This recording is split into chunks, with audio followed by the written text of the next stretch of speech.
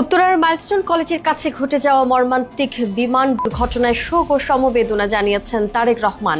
বিএনপির ভারপ্রাপ্ত চেয়ারম্যান এক সভায় ভার্চুয়ালি যুক্ত হয়ে বলেন, উত্তরায় ভয়াবহ একটি বিমান দুর্ঘটনায় প্রাণহানির খবর পাওয়া গেছে। এ ধরনের হৃদয় বিদারক ঘটনা যাতে আর কোনো জীবনে না আসে সেজন্য আমরা সৃষ্টিকর্তার নিকট দোয়া চাই।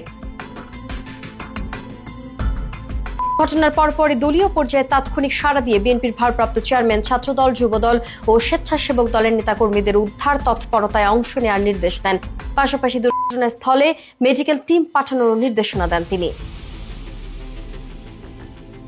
এদিকে এমন দুর্ঘটনায় সর্বাত্মক সহযোগিতার আহ্বান জানিয়েছেন জামায়াত আমির ডক্টর শফিকুর রহমান। এক বিবৃতিতে গভীর শোক প্রকাশের পাশাপাশি দুর্ঘটনায় আহতদের প্রতি সহমর্মিতা প্রকাশ করে সংগঠনের নেতাকর্মী ও এলাকাবাসীকে উদ্ধার ও চিকিৎসা সহায়তায় এগিয়ে আসার আহ্বান জানিয়েছেন। আহতদের প্রতি দোয়া করে তিনি বলেন, আল্লাহ তাআলা নিহতদের ওপর রহম করুন, ক্ষমা করুন ও এদের প্রত্যেককে শাহাদাতের মর্যাদা দিয়ে জান্নাতের উঁচু মাকাম দান করুন। এ ঘটনায় উদ্বেগ প্রকাশ করেছেন ইসলামী আন্দোলন বাংলাদেশের আমির মুফতি সৈয়দ মোহাম্মদ রেজাউল করিম। বলেন, একটি স্কুলের ওপরে বিমান বিধ্বস্ত হওয়ার ভয়াবহতা কল্পনা করে আমরা উৎকণ্ঠিত ও উদ্বিগ্ন হয়ে আছি। এখন প্রাথমিক কাজ হিসেবে দ্রুততার সাথে উদ্ধার কাজ সমাপ্ত করতে হবে। নিহত ও আহতদের প্রতি সমবেদনা প্রকাশ করে তিনি বলেন, এই ঘটনার কারণ তদন্ত করতে হবে। এটা নিছকই দুর্ঘটনা নাকি এর পেছনে কোনো দুর্বিসন্ধি আছে তা খতিয়ে দেখতে হবে।